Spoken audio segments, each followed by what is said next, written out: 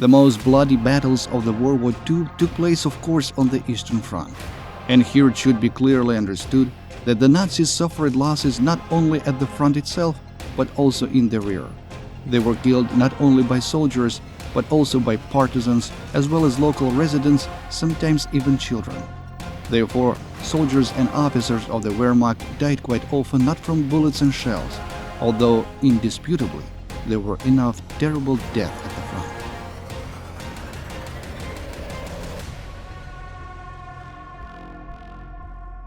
Death at the front. Although German medicine was quite successful in dealing with many wounds and injuries, many soldiers and officers died from gangrene, blood poisoning, and infection due to dirt or foreign object getting into wounds. Such deaths were quite severe and painful for the wounded. People died from several days to a month. Everything depended on the strength of immunity. In any case, it is not a secret that many of the wounded, having understood what awaited them, asked medical workers to help them die. At the same time, many of the wounded did not even reach the medical units. Hundreds and thousands died of blood loss during combat, such as when a limb was torn off or a piece of shrapnel cut an artery. A rather terrible death, oddly enough, was a wound to the buttock. In the worst case, a bullet or chip could hit an artery, and the unfortunate died of blood loss without any way to stop it. Finally, during the battle or shelling or air raids, many soldiers were dismembered and died trying to stuff their insides back in.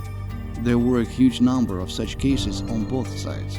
A wound to the stomach was considered a terrible death. Very often the unfortunate experienced terrible pain, until finally the end came. During hand-to-hand encounters, bayonets and sapper blades were the most common weapons used by Red Army soldiers and officers. Many Nazis were killed this way. There are cases when opponents strangled each other, smashed their heads with stones, and even pushed earth into their mouth until the defeated suffocated. Another terrible death was death from fire. For example, when burning alive, the crews of tanks that fell under a steam from a flamethrower. As a rule, it was not possible to escape from the fire. And if we may say so, death from the cold was quite typical for the Eastern Front. Often not provided with a sufficient amount of warm clothing, the Germans simply froze in the trenches, especially when retreating or being surrounded. The most famous cases of mass death from the cold are, of course, the winter offensive and retreat near Moscow in 1941 and the Battle of Stalingrad. Exhausted by continuous fighting, soldiers often simply lay down in the snow to rest, never to get up again. The largest number of terrible deaths happened during urban battles. The wounded could fall out of the window and break to death. A soldier could die under the rubble of the house. Finally, crossing water barriers was also a common and terrible way to die, especially those who did not know how to swim. If a shell hit a raft or boat, they were doomed to sink like a stone and had no chance of surviving due to the weight of the weapons and ammunition on a soldier. During the battle for Caucasus, many Nazis died falling into the abyss or dying under avalanches. Pilots operating at sea often died of cold after jumping out of wrecked planes. If help did not arrive on time, they usually died within a few hours. And of course, one cannot fail to mention those moments when soldiers, especially the wounded, fell under the tracks of tanks. Tankers, through the viewing ports, could not even see what was under the tracks. Death in the rear. Here it must be understood that since the attack on the Soviet Union, Hitler's Germany has carried out a real genocide of the local population and prisoners of war. A huge number of concentration camps, mass executions, burning alive entire villages led to the fact that the local population went into the forest to join the partisans. And it was the partisans who frankly did not stand on ceremony towards the Nazis. The best that a German could expect was death from a bullet, a noose, or from a mine explosion. But given that at first, when the partisan did not have enough weapons, they often used improvised means, sending the Germans to the other worlds in rather cruel ways.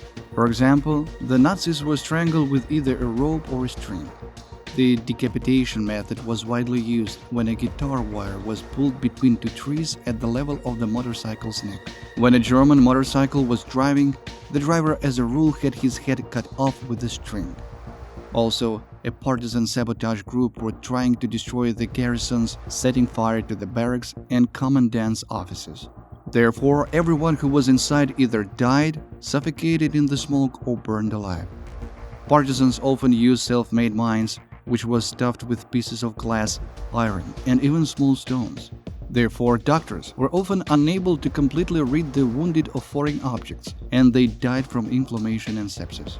It is impossible not to mention the terrible death of those who either returned to the front in trains or on the contrary left for Germany. One of the main guerrilla sabotages was the undermining of railway tracks. The locomotive went downhill and pulled all the cars along with it. Naturally, the partisans were not engaged in a detailed inspection of the cars, so those who survived could not get out. And even if they survived, sometimes they had to deal with wild animals. Of course, one cannot but say about the fate of the prisoners. Here, the partisans, as a rule, also did not stand on ceremony.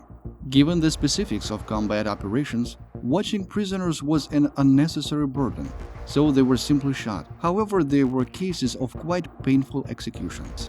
To a greater extent, these concerned collaborators who fought on the side of the Wehrmacht. At best, they received a bullet in the forehead. But there were cases when partisans forced collaborators to decide for themselves who would survive and be taken prisoner. All detainees were given sticks or logs, and they began to kill each other. Often, prisoners could be driven into a swamp and drowned. Finally, there were so-called wild guerrilla units which fought as they wished and treated prisoners according to their level of hatred. There were cases when in winter, a captured Nazi was poured with water until he turned into rice sculpture. Such sculptures were placed at night at the German garrisons, hanging a sign on their chest: "Death at the hands of civilians."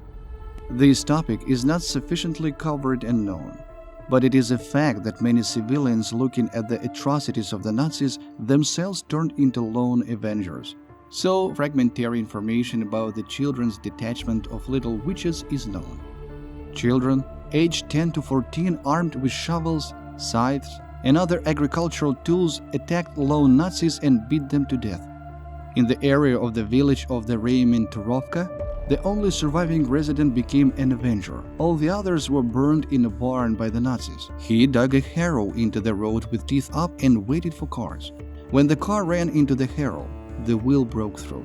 At this time, a resident quietly attacked a German or a group of Germans and strangled them with a guitar string.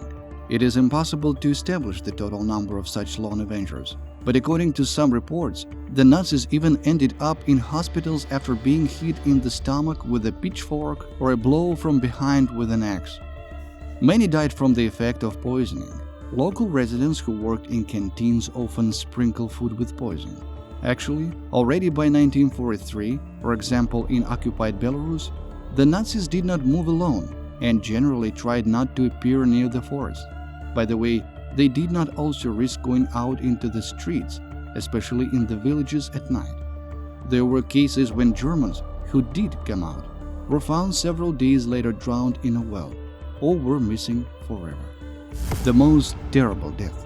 For the sake of justice, it must be said that the death described below was true for both sides. From the side of the Soviet Union and from the side of the Nazis, the number of victims has not been officially announced to this day. This death is madness. At the time of artillery shelling, bombing, or non-stop fighting, the psyche of many soldiers simply could not withstand the stress, and they went crazy. Both Soviet and German soldiers and officers often recall that after a massive bombardment, often the survivors did not pose any threat. Some moved like sleepwalkers, not reacting to anything. The treatment of such wounded was frankly a matter of chance. Many of them died after a few days or months without leaving a state of prostration. Many, under the influence of certain memories, jumped out of the windows of hospitals and died, cut their veins, tried to kill themselves with any sharp objects. The horror of this state was that often young and healthy people who were alive were actually dead.